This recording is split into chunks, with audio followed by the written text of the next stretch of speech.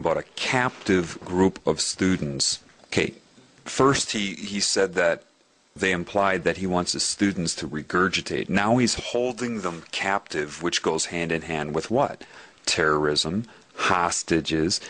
He's subconsciously painting this professor to be what?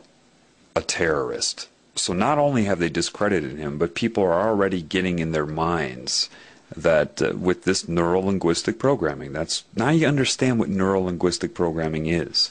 Neural, brain, linguistic, speech, programming the brain with speech via the subconscious. Dual meaning. I don't really care what you believe, but if we're talking about a captive group of students in a classroom, the question we've got to ask, hang on a second. Well, they're sitting in your classroom, and you have a position of authority. I'm wondering, the question is whether or not you're the most competent to teach them. And most people think you're a nut. Now, this one should be obvious. Isn't he a person that's in a position of authority? And isn't he about as incompetent as you can get as far as love and honesty and caring about other life forms? Yet he turns it around because people believe what they hear and what they read. So if he says it first, and that's a big part of this, is trying to say things first before somebody else can say something, then it seems like they will always be on the defensive. And that's the whole point, is to keep the professor on the defensive. All right? And saying that he is detrimental to his students, when the truth is Fox News is incredibly detrimental to you, just in this short clip I'm showing you here, and people are watching this all day long. And most people think you're a nut. Most people think your views are not even worth listening to. We just had a poll here in Madison, and we found that 90% of the respondents at Channel 3000 poll said that I should be allowed to teach. Only 10% said I shouldn't. That's the question and 60%, I don't think what your views are. 60% agreed with me about the questions I'm raising about 9/11. 60% of the respondents. I think you're in the minority. Right to speak. I don't think this is the proper forum, though, for people that hold extremist views like yourself. Okay, first of all, when he says no, like that, what he's doing is he's programming the television viewers' collective consciousness to disregard the results of that poll. He says no, and then your mind says no to the information he just gave. These are just little tricks he slips in there. And most people think he's a nut? What? But see, people watch that, of course, and they store that in their mind as fact. Of course, most people do not think he is a nut. But if he says that, he programs anybody watching this television program, hint, hint, that everybody thinks he's a nut. So I will too, to fit in. Where did he get that number? How does he know most people think that he's a nut? Think about it. They don't. He just says it, and then the professor has to respond to that. He's totally disrupting the whole interview. So it appears to people, because time is moving by, that there's actually an interview going on here. But it's not. It's only about disrupting and discrediting and programming your opinion. Okay, first of all, I used to live in Madison, Wisconsin, and I can tell you that people did not think that he was crazy. It was the television that began to program people to think that he was crazy. Again, now, extremist views like yourself. Now, they already set the stage in your mind, or the viewer's mind, before he brought that up in the beginning, when that first reporter took his hands and whipped him over to the left side of his shoulder to subconsciously say that he's an extreme leftist. He's on the extreme left. So now they're reinforcing that, telling you to believe that he is extremist, that these are extreme things. Well, Fox is 666. Look, I mean, just look what they're doing. Look what I'm pointing out to you. Once you start to understand the dual meaning of neuro-linguistic programming, things become crystal clear to you. About the questions I'm raising about 9/11, 60% of the respondents. I think you're in the minority. Right to speak. I don't think this is the proper forum, though, for people that hold extremist views like yourself. Reasonable you guys are extremists. Reasonable people. Now notice what he did there.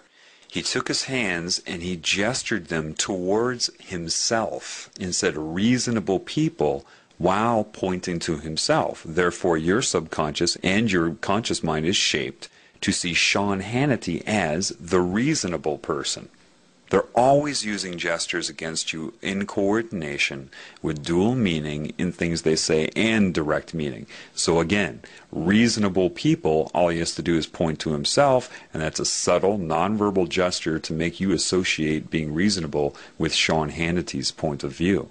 He's programming your mind. So now after you have associated being reasonable with Sean Hannity, and when he says people think, he points out or opens his hand, so you are to think. See, reasonable people, he points to himself and then opens it up to you, think, you shouldn't be allowed to teach this class. We can do a better job. People will be programmed by that. Reasonable no, you guys are extremists. Fox News is the biggest bunch of extremists on the planet. But reasonable people see you as an extremist, and I don't think you're the most appropriate guy to teach that class. My guess I don't think you're the most appropriate guy to be on the airwaves spewing your venom. And the professor got it right. You can see the look on his face. He says, spewing your venom. That's exactly what he's doing. The problem is that you can't get all of this out in an interview. For example, say I was on an interview like this. They would be doing all the same things to me. All I would be doing is calling attention to everything he's doing, and then he would sit there and argue with me. Nothing would ever get discussed. This is how they take advantage of people. Look how long it's taken me. Do you know this clip is only like 2 minutes long, normally? But just to describe 2 very short minutes of media to you, look how long this is taking. That's the problem. That's why I haven't done it before, because I can sit here and explain it to you, but you need to open up your eyes so you can see it for yourself, because it all happens way too quickly.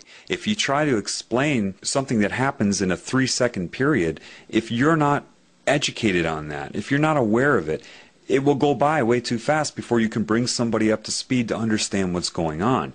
This is why I had to break it down for you, but I still can't do this with everything I see, because this is everywhere. This is common. This is always going on. And it just, you need to educate yourself, but you need to become aware.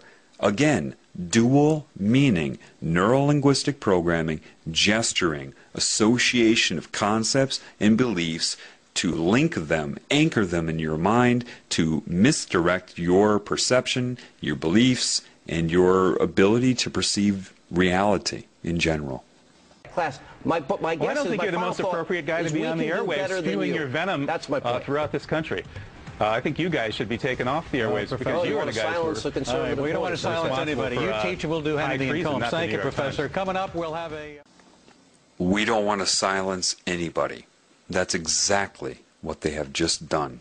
Though you heard a lot of speaking going on, nothing was able to get out into the open. They completely took control of this poor man. And he's brave, okay, to get out there, lose his job, and to speak the truth. And they hound him like bees. They're using techniques that are hidden, that are sorcery. They're of sorcery in their nature. They're hypnotic. They're using negative energy, manipulative techniques, childish argument techniques. And so you've seen a lot of talking, but nothing got out into the open. And you see how nervous they made him. Why? Because he had to keep dealing with their techniques, and he couldn't express the truth. And this is how anybody who tries to get on the media to speak the truth is manipulated, and that's why most don't even bother. They don't bother because they would just get into an argument. I mean, what's the point? The expert that I've seen at this is Stephen Colbert. He was one of the biggest disinformation agents out there. He'll get somebody in for an interview and just completely distract, disrupt, discredit, and there is no interview. That's what I call Stephen Colbert's interviews. They're not interviews. They're Stephen Colbert using techniques to distract and discombobulate, basically. So this is why you don't get the truth in the media. Even if people do get a chance at airtime, they will be interrupted, misdirected, hypnotic suggestions to the audience that are watching it. You just can't. People that know the truth won't even try. They won't even try to go on the mainstream media, and people that do, it ends up like this. So until that is addressed, then nothing will ever be told on mainstream media. But what you can learn from this, don't watch TV. Okay? I hope this helps.